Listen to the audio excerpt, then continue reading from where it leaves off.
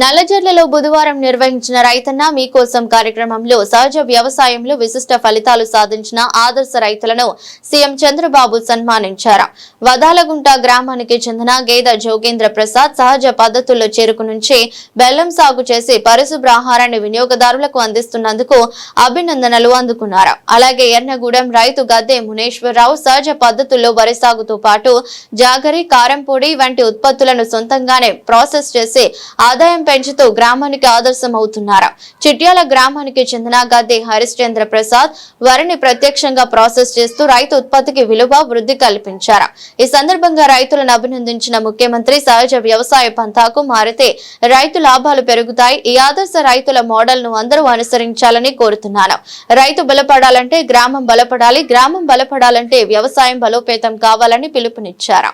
నేను నిలబడుకున్న తర్వాత జనసేన అధినేత పవన్ కళ్యాణ్ గారు పూర్తిగా సహకరించి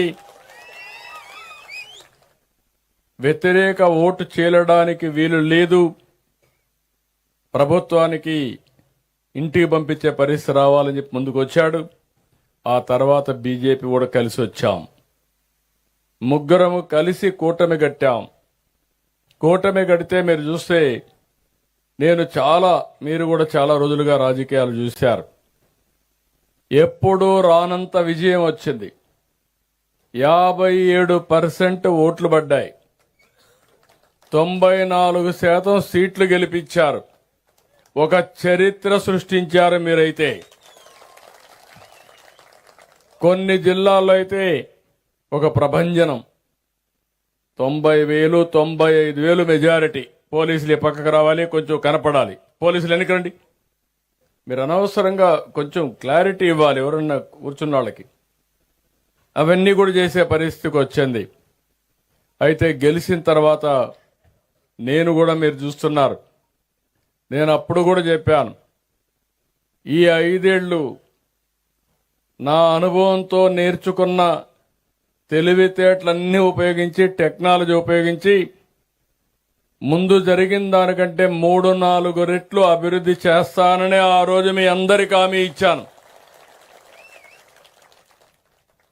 ఒక పక్క సూపర్ 6 సంక్షేమ కార్యక్రమాలు, ఇంకో పక్క చూస్తే ఖాళీ ఖజానా, ఎతికినా కూడా డబ్బులు దొరికే పరిస్థితి లేదు.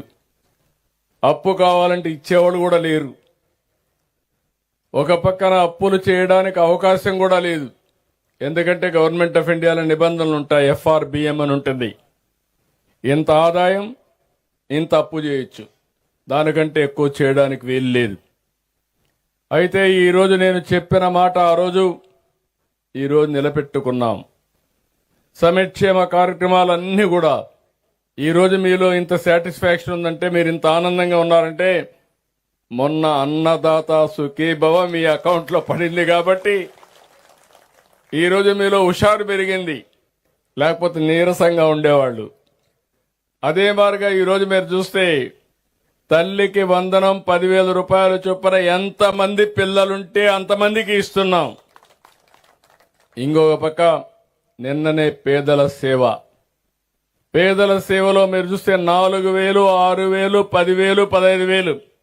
ఇప్పుడే ఒక పిల్లవాడిని 6,000 రూపాయలు ఇస్తామంటే, కాదు ఈ అబ్బాయి పూర్తిగా సిక్ అయిపోయాడు, నడవలేడు, బెడ్కే పరిమితం అయ్యాడంటే అలాంటి పిల్లల కోసం 15,000 రూపాయలు మానవతా దృక్పథంతో ఇస్తున్నా. అక్కడ చూపించారు, అదే కలెక్టర్ చెప్పాను, ఇస్తాం.